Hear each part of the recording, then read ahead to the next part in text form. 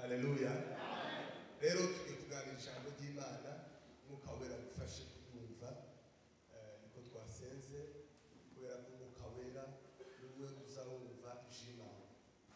Mwuka Wera niwe kumva iby'Umwuka. Rero Imana igufashe kugira ngo ubyumve. Tugiye kuganira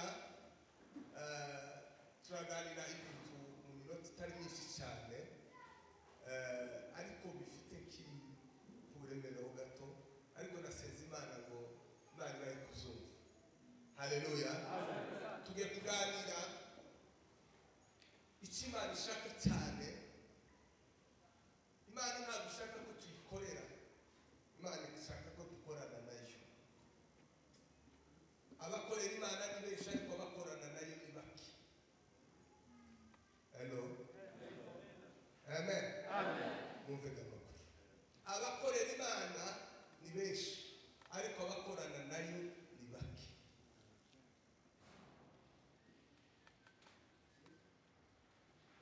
Rero Imana ikeneye gukorana nayo, ikeneye ko mukora.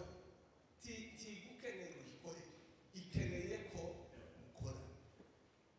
Abayikorera ni benshi ariko abakorana nayo ni bake. Kandi umuntu yokwirirwa akorera Imana ariko akirirwa n'ingoro bakaranga Satani, agakorana na Satani. Ese bitandukaniye gukorera no gukorana? Ninde muntu usobanura ayo majambo? Gukorera umuntu no gukorana nawe. Hari usobanura ijambo? Nawe ushumba.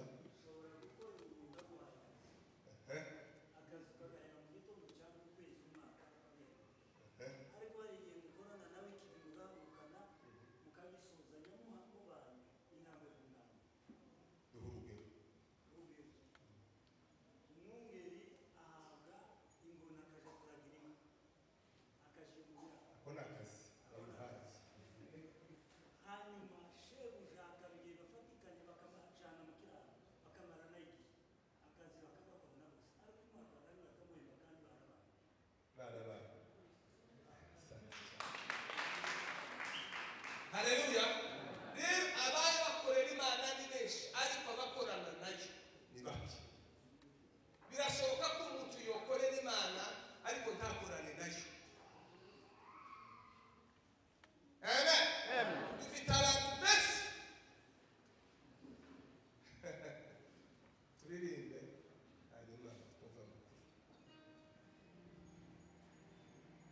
mu Uri Mana isusa masezerano iufuze bigasora ubutabesha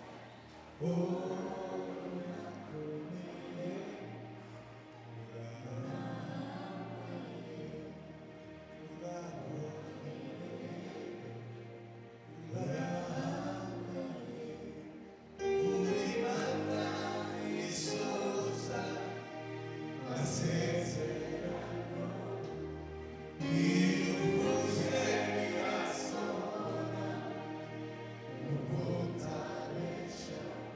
Oh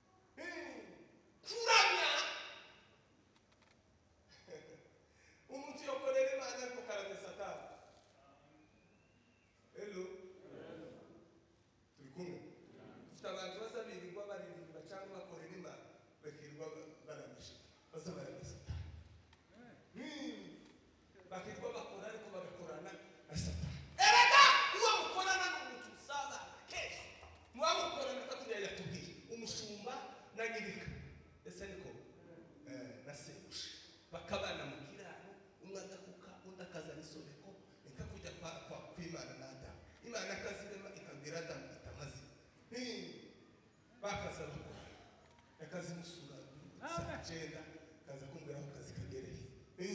Imana ikarema Adamu akitamazi ibindi bakaza erega ubuzima bwa Kristo ni ubuzima bwa Adamu na Gada atarakora icyaha nibwo Kristo nicyo Yesu yaje kuganira umuntu ni ubuzima umuntu yari afitanye n'Imana atarakora icyaha nicyo Yesu yaza kandi tubonerwa muri gusa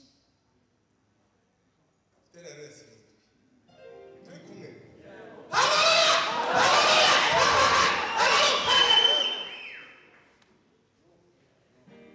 turi kumwe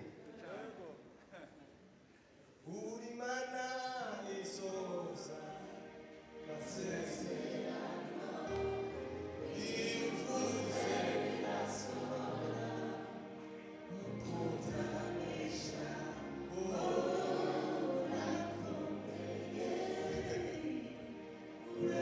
erega ubukristu ni ubuzima bwo gusabana n'Imana biciye muri Kristo Yesu. Ni ubukristu ni ubusabane bw'Imana muri Kristo Yesu. Nicyo cyitwa ubukristu. Bibiliya ngo ufite uwo mwana ngo afite ubugingo ngo utamufite nta bugingo afite. Erega kuririmba si ikimenyetso cyo kugira Yesu.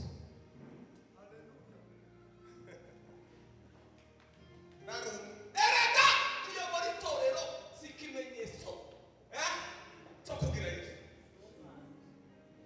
Tibihuye uri mana isoza masezerano ivuze birasohora ukutabesha urakomeye urahambaye.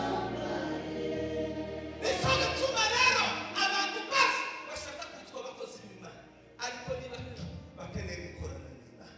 Erega gukorana n'Imana ntacyo bisaba timota ku wundi biza bisaba gusa ngo ube mu buzima bw'ejo ukorane n'Imana. Uzutanga igito gito ariko ugikoranye n'Imana. Erega Yesu ni uwa twese si uwaba nawe ni uwawe. Gusa muziki twishe mu rugo n'abakizwa yaje kwigana akigana baza basirimba yabaje guca akagonga urugo muratwishe ariko Yesu twese nicyo cyitegerereza cyageze. Umuntu wese wizeye agomba gutundira Yesu wenyine niwe cyitegerereza. Cyo tuma abantu benshi babigira ku batsinzwe wagera ngo kanisa wigana waca mu bana ugasanga harimo ibintu biteye ubwoba ugatsikira. Uzi ko abantu benshi batsikiye kubera gushaka kujana n'abandi bazi kuko bashoboye nawe iriya barakwana batagikorana n'Imana baza bayikorera gusa ko batagikorana n'Imana. Nukenera gukorana n'Imana uzosanga Yesu wenyine arahagije ntawo kugendera ntawe uzoguhenda ni ugufata urugenzi. Zakari we yuriye igiti nukarabwe komene mu kintu cyose ukora kikagoresha kubona Yesu uzobikora utitaye kubigukirisha. Zakari niwe wa mbere wuriye igiti atitaye ku butegetsi atitaye ku bakazana n'ababamure ngo yurire igiti kugira ngo abwire gute bahurana na Yesu guca amaso kuya Yesu aravuga ngo Zaka urubuka ndataha ndajya mu wawe aho ninde uzokubonera Yesu ninde uzokubonera Yesu kandi ushobora gusaba gusa ubuze gusa muza basora Yesu aza kuvuga ngo ndaza mu wawe dusange mu babandi mu watwise hari abantu babaza bigira ngo ni kawe wabo gaca bakavuga ngo none Yesu mu wabo cyane kuruta abandi uruhi kandi tuzi niba Yesu akunda kurusha abandi niko yazi mpagaso yazi bwa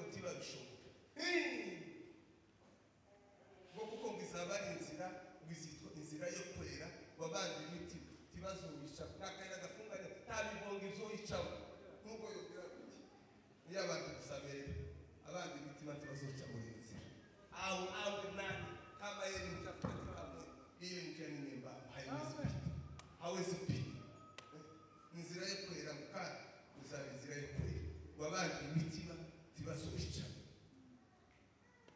abantu benshi bazashaka kwica ngo tibabibashe kwa nini kwera ku mitima yanyu icafu baze kwesa umunsi wano Imana yamuhamagariye kwesa kandi gucafuka sikitanga zani kutamenya kuhuzu yanyu uyimese amazani nsamera nawo keretse gusipu nizimenya kwenda chafuki ariko umuntu wese w'amaso gusa wicaye handa akagira gute akabona inzu yacafu sintazayihutira no kwimena mu mazi n'isaba kugira ngo usenze erega kwanga sitangaza kutamenya ko wanyu Yesu ntabwo yaje ashaka abakirabisi yasiye abanyabyaha kugira ngo abeseshe abarisi none erega kumwemera n'ukwemera umurimo we n'ukwemera ko akorera muri wewe isabuzanye akagikorera muri wewe yasanwe no gukiza yasanwe no gukuraho abantu ibyaha yasanwe no gukiza abantu bavunitse imvune zo mu miti muri Yesaya 62 yazanwe no gukiza abantu bafite imvune z'imiti kuko abantu baravunitse amen Yesu yaje gukiza bera dutere haleluya zitatu zo Imana gukiza ningo ufite umutima wavunitse tuzawavunikiye n'icyawu kandi ntawo kubakiza ku giti kivunitse ese niko kubakiza ku giti kivunitse cyo gituma abantu benshi bazabakorera imirimo ariko tugana vunitse bizabisa ugakiza ukwezi kwa kabiri mitima yanjye mitima yanjye Yesu rero yaje gukiza bera kugira ngo babe mbere y'Imana bakorera Imana ishimwe tutetse abayobozi gufasha Yesu mu bantu bose yasi y'abanyabyaha ni jewe wanjye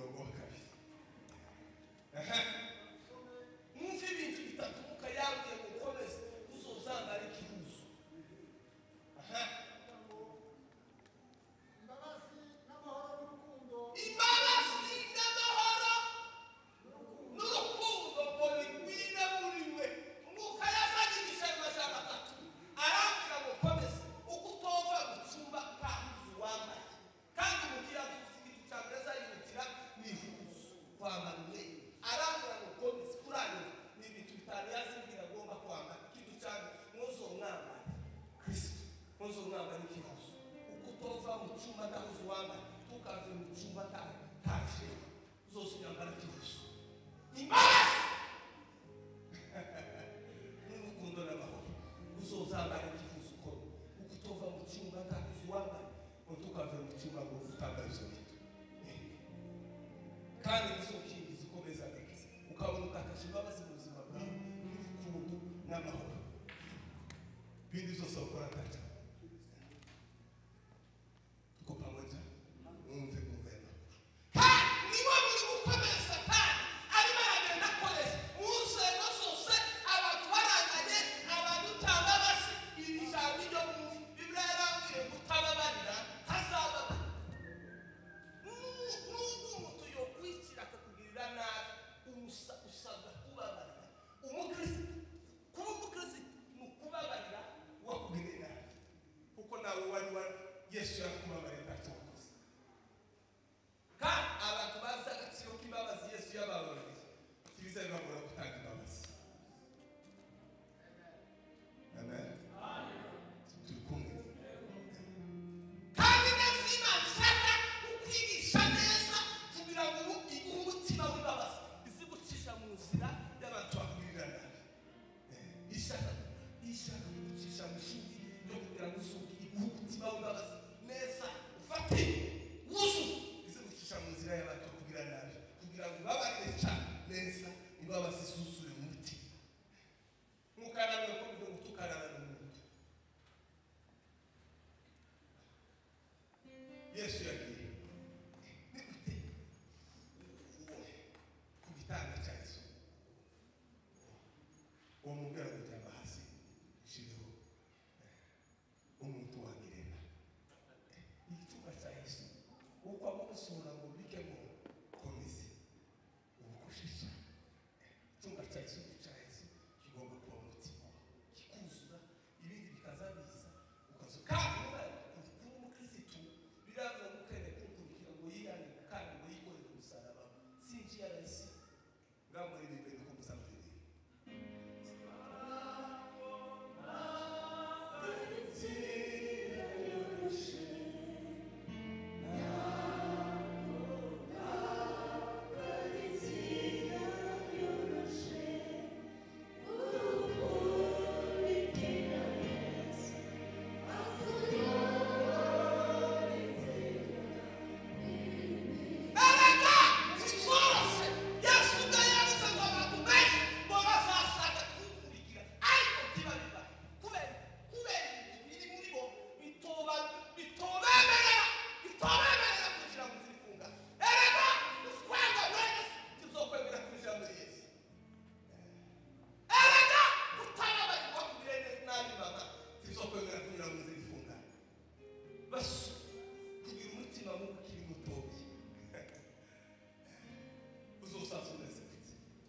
n'abakobwa ngo umutima w'ukiri muto ukazakesha ubuzima kandi ukarabye ngo mu rugo rw'umuntu ngo niho Imana izigenda yuzuriza umuntu uko ateye kurya umuntu utarashaka uko urugo rwe ruzusa aba afite 50% y'uko ruzusa iyo rero umuntu agezemo azayuzuriza 100%.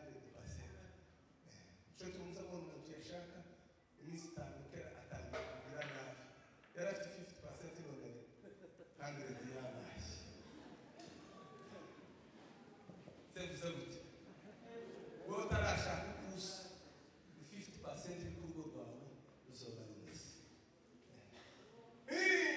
tuzabona abantu bamwe bakababanya amasengesho bagatarama ariko bashakwa barabarinzi kabiri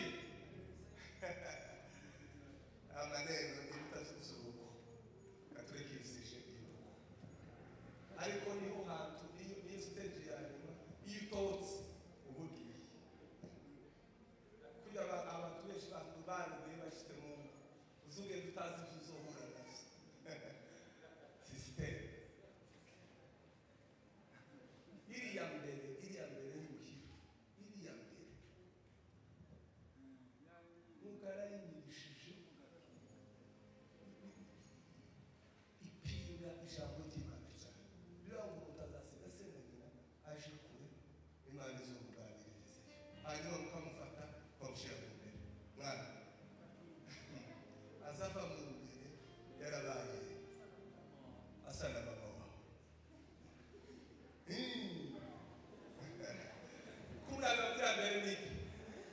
bivamo iki byaba umuntu utazasiga se na nyuma aje kubera umuco sisiteme kandi muzikora ibisanzwe ariko ababaye mu mbere nibo babizi kandi si umuco iyo aza kuba umuco n'ahantu muba muja mu mbere ariko ni sisiteme y'abadayimoni kandi uwananiwe kuba mu mbere bazaba ngo yakoroganye na nyirawe ngo yatesite ngo yakoroganye na nyirawe imbere muri biriya kambere ibamo birabaga umuntu azasiga se na nyina aje ubwo ni umushinga w'imana we bazuba ngo ni umushaka ngo nyina ngo zimufata nta mwana uzi ushaka umwana azi ushaka nta mwana uzi ushaka nta mwana uzi ushaka iyo ashatse agomba kuja kure ya se na nyina imana ikamwubaka ikamuha ibitekerezo byejejwe ababaye ubwoko rebeka barabona ngo uzobe nyirakuruza w'amahanga abavuye imana bagiye kuba nyirakuruza w'amahanga bagiye kuba sekuruza nubwo muba batanga umwanya umuntu wese n'ubwoko kandi imana igomba gutaha mu rugo rwawe apana gukora kuko umwanya ubakoraga imana iri kubaka kugira ngo uve mu rushaka guhahira hanyuma ukagendaga mu mbere no gutinyuka umuntu nta gutinyuka kuba muri bibiri umuntu akajya kumara umwaka iwabo azavayo yarasanganye yarabaye akazana amapepo y'iwabo n'umugabo agasigara asanganye bari tubabarire dushaka muri iyo sisiteme twe nawe no kuja ruguru yo kuvuga ayo makuru y'imbere si umuco yaza ku muco nino muba muja mu mbere sesiko basaza kuja mu mbere mu muco nawe gameze namwe mwabisanze tibo bimeze nabo babisanze ariko imana yarabitubwiye ikintu kishanye n'imbere isisiteme iteye ubwoba umuntu azava hariya niba yashatse twari umwana mutoya azaja guteka azaja mu wiwe ataribwe igikoresho tuje hirya nari bivugiye kubera ko none bega wacu mungu akaza kugushaka avuye hanze yamara kugushaka yagenda akakujana mwana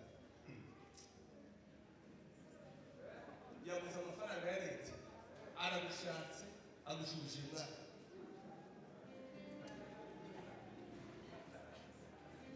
kandi yaragukwiye mwana akagenda akagusiga mwana sisiteme nta mwana uzikura mwana nushaka uzosha nimba udafite abo muvukana uzoshaka inshuti z'umutima ubacumbike muzamutarama turajya ibihugu by'urugo rwawe nibazana ikanisa utange ukurera imana nubwo muzoba muri kure n'umugabo ariko uzoba uri mu rugo rwawe imana izuse kurebere mu wawe pana mwana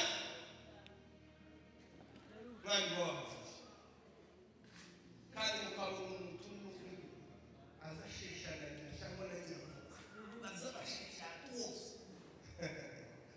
uwo muntu tutayazi